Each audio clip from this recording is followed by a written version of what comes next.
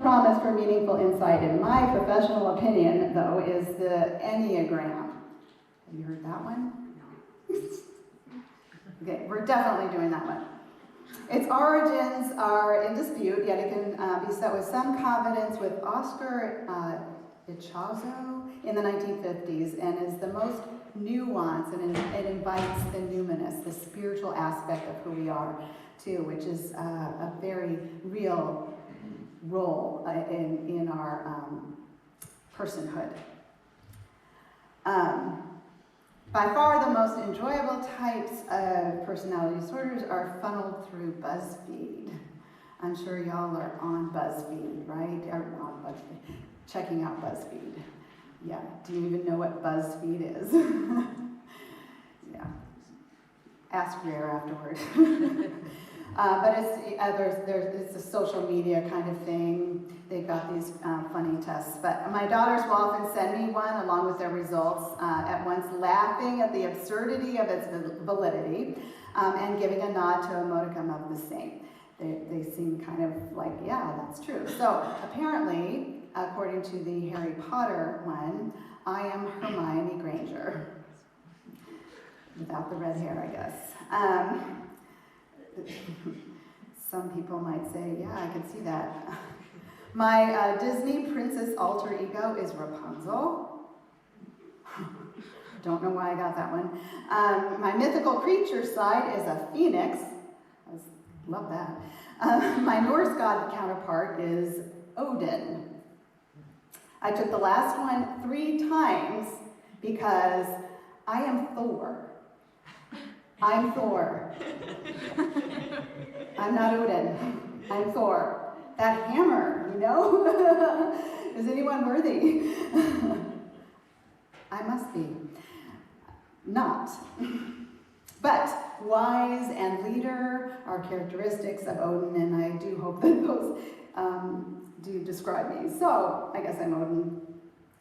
The real concern I have with personality disorders is twofold. So this was at the wedding too. We actually danced together. I think that's the only time we can ever dance is like at somebody else's wedding. One, it often becomes a self-fulfilling prophecy or a cop-out to default.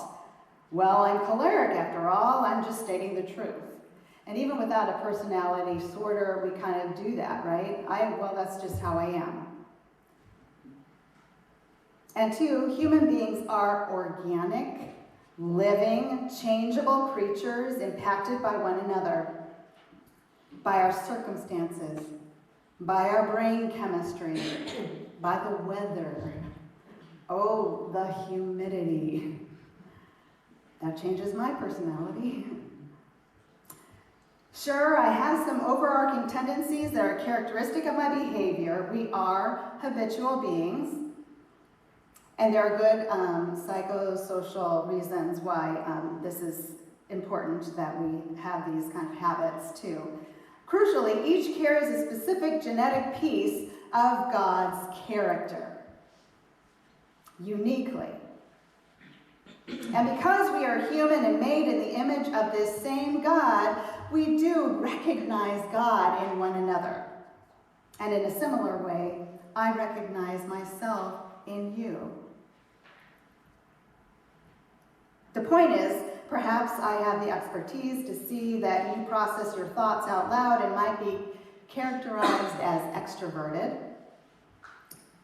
By understanding this, I can then discern that when you're talking about a solution, it is not your final draft. Your thoughts and feelings might change on the matter, particularly as you talk it through with another person. That's what extroverts do. But to call you a thinker or a lion or phlegmatic or Loki, well, I miss the point of the other beautiful bits about you that are not in the S category or whatever. I can blow you off because I'm not comfortable with introverts, or read your stand-up comedy as socializer and misunderstand your need for alone time. So it's important to understand each other, and then these are beginning points, but there are lots of other ways that we do that. But also not to put each other, oh, they're always like that. Maybe there's something else going on. Sometimes these inventories are fun for validating the aspects that are true about me and can help begin to understand someone else a little bit better. But there's a gaggle of studies that show how personality traits do change over time. We grow and we shift.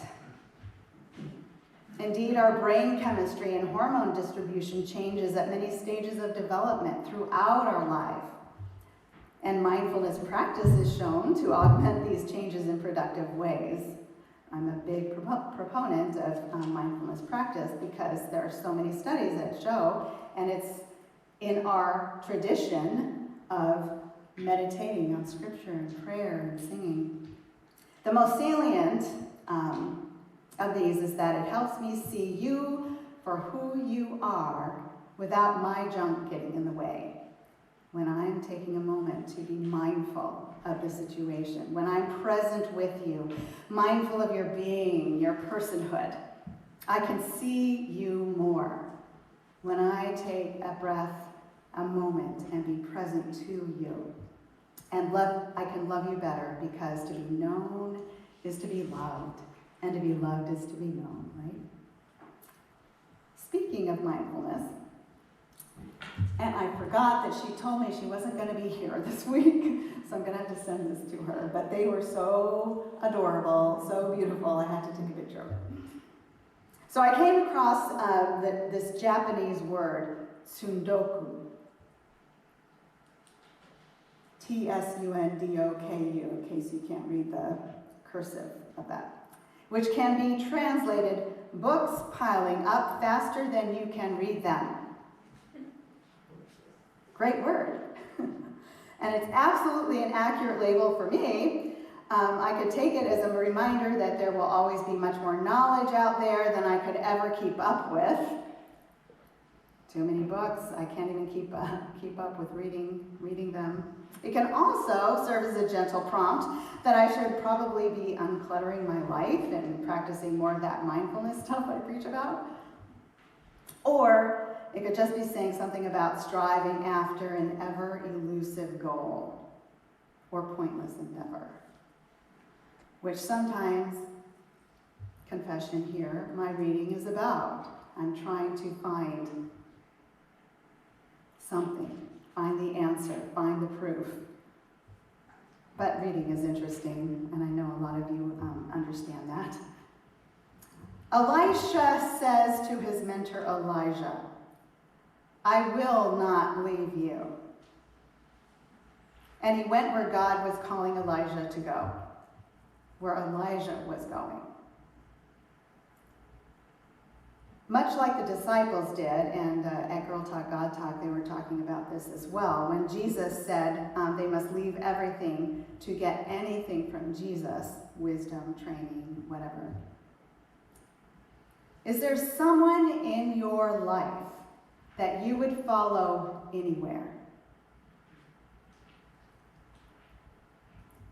And what motivates you to follow that person? And I don't mean even just a spouse or a sibling.